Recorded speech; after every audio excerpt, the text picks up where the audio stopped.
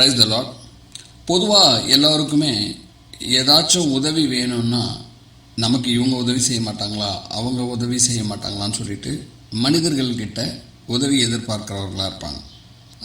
யாராவது எனக்கு உதவி செய்தால் நல்லா இருக்குமே அப்படின்ற எண்ணம் எல்லாரிடத்துலையுமே இருக்கும். ஆனால் நான் என்ன சொல்கிறேன்னா, நீங்கள் மனிதர்களிடத்தில் உதவி எதிர்பார்க்கும்போது அவர்கள் நிச்சயமாய் செய்வார்களா என்பது தெரியாது. ஆனால் இறைவனிடத்தில் நீங்கள் உதவி எதிர்பார்க்கும்போது, ஆண்டவரிடத்தில் உதவி எதிர்பார்க்கும்போது நிச்சயமாய் செய்வார். எப்படி நேரடியாக செய்வாரா அப்படின்னு உங்களுக்குள்ள எண்ணங்கள் ஓடலாம். அவர் நேரடியாக செய்ய மாட்டார். அவரும் யாரேனும் ஒரு மனிதனை வைத்து தான் செய்வார். ஆனால் நிச்சயமாய் செய்வார். மனிதர்களை நம்புவதை பார்க்கிலும் ஆண்டவரை நம்புங்க, அவர் நிச்சயமாக உங்களுக்கு உதவி செய்வார். யாரேனும் ஒரு மனிதனை வைத்து உங்களுக்கு உதவி செய்வார், நிச்சயமாய் செய்வார். இப்போ உதாரணத்துக்கு ஒரு குடும்பம் மிக கஷ்டத்தில் இருக்குன்னு வச்சுக்கலாம். அந்த குடும்பத்துக்கு யாரேனும் ஒரு மனிதர் உதவி செய்கிறார்னா அந்த குடும்பத்தார் அந்த மனிதனை பெருமை பாராட்டுவாங்க. நல்ல விஷயம், அவரால் தான் நமக்கு நன்மை நடந்ததுன்னு நினைப்பாங்க. அது அவரால் நடந்ததல்ல, அந்த குடும்பத்தினுடைய சூழ்நிலையை அறிந்து ஆண்டவர் அந்த குடும்பத்திற்கு உதவி நடக்கும்படியாய் அந்த மனிதனை பயன்படுத்தியிருப்பார். இப்போ ஒரு இடத்துல ஒரு சின்ன விபத்து நேரிடும்படியாக நடக்குது, உடனே அவரை பிடிச்சி இழுத்து ஒருத்தர் காப்பாற்றுறாருன்னு வச்சுங்க. இந்த மனுஷன் இவர் தான் என்னை காப்பாற்றினார், இவரால் தான் நான் காப்பாற்றப்பட்டேன், இவரால் தான் நான் உயிரோடு இருக்கிறேன் அப்படின்னு சொன்னால் அது உண்மை கிடையாது. அவர் தான் காப்பாற்றினார், அந்த மனுஷன் தான் காப்பாற்றினார். ஆனால் அவரை காக்கும்படி செய்தது இறைவன். அதுதான் ஆண்டவருடைய காரியம். அந்த மனிதனை பயன்படுத்தி அவர் காக்கப்பட்டார் என்பது தான் உண்மை. இதெல்லாம் பின்புலத்தில் நடக்கிற காரியங்கள்.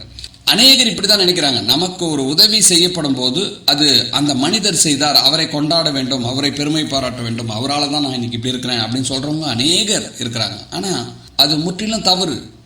நமக்கு நன்மை செய்தவர்களை நாம் வாழ்த்த வேண்டும், சந்தோஷம், அவர்களை பாராட்டலாம், தவறில்லை. ஆனால் அதற்கு பின்புலத்திலிருந்து அவர்களை ஏவி நமக்கு நன்மை நடக்கும்படி செய்த தேவனை மகிமைப்படுத்தணும். அதை மறந்துடக்கூடாது. நம்ம அவர்கள் வெறும் அம்பு மட்டும்தான், ஆனால் அவர்களை எய்தவர் யாருன்னா தேவன், ஆண்டவர். அதை நம்ம மறந்துடக்கூடாது. அவர் நமக்கு நன்மை நடக்கும்படி ஒவ்வொரு சூழ்நிலையிலும் ஒவ்வொரு சமயத்திலும் பல மனிதர்களை பயன்படுத்துவார். யாரேனும் ஒரு மனிதனை கொண்டு அவர் உங்களுக்கு உங்கள் தேவைகளை நிறைவேறும்படி உங்களுக்கு உண்டான காரியங்கள் நடக்கும்படி செய்வார். இதுதான் உண்மை. அதனால் மனிதர்களை நாடுவதை பார்க்கலும் தேவனை நாடுங்கள். இன்னுமாய் நான் வேதத்திலிருந்து ஒரு உதாரணம் சொல்கிறேன்.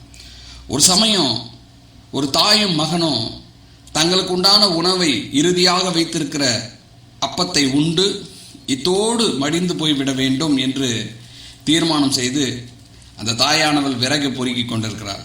அவள் இனியோட நம்ம வாழ்க்கை முடிய போகுது அப்படின்னு நினச்சிட்டு விறகு பொறுக்கிட்டு இருக்கிறாள். ஆனால் பாருங்கள், தேவனுடைய தீர்மானம் பாருங்கள். எலியாவை அவளிடத்தில் அனுப்புகிறார். எலியா வந்து அவளுடைய நாட்கள் அளவும், அதாவது அவளுடைய பஞ்ச நாட்கள் அளவும் அவளுக்கு தேவையான மாவையும் எண்ணெயும் கொடுத்து அவளும் அவள் பிள்ளையாண்டானும் நல்ல போஜனம் எடுத்து வாழும்படி செய்கிறவராக இறைவன் இருக்கிறார். போய் செய்தது எலியா, ஆனால் செய்யப்படும்படி செய்தது தேவன். அதுதான் காரியம். ஆகவே எனக்கு அன்பானவர்களே, நீங்கள் யாராக இருக்கலாம், தேவனை அறிந்தவர்களாக இருக்கலாம், தேவனை அறியாதவர்களாக இருக்கலாம், யாராக இருக்கலாம், எந்த ஒரு தேவையாக இருக்கட்டும், எந்த ஒரு காரியமாக இருக்கட்டும், மனிதர்களை நம்புவதை பார்க்கலாம், மனிதர்களை தேடுவதை பார்க்கலாம், இறைவனிடத்தில் ஒத்தாசை கேளுங்கள், அவரை நாடுங்கள். அவர் மெய்யாகவே உங்களுக்கு நன்மை செய்வார். மனிதர்கள் செய்யலாம், செய்யாமல் போகலாம், அல்லது அவர்கள் செய்கிற உதவிக்கு ஏதேனும் ஒரு சுயநலம் இருக்கலாம். ஆனால் தேவன் உங்களிடத்தில் எதையும் எதிர்பார்க்க மாட்டார்.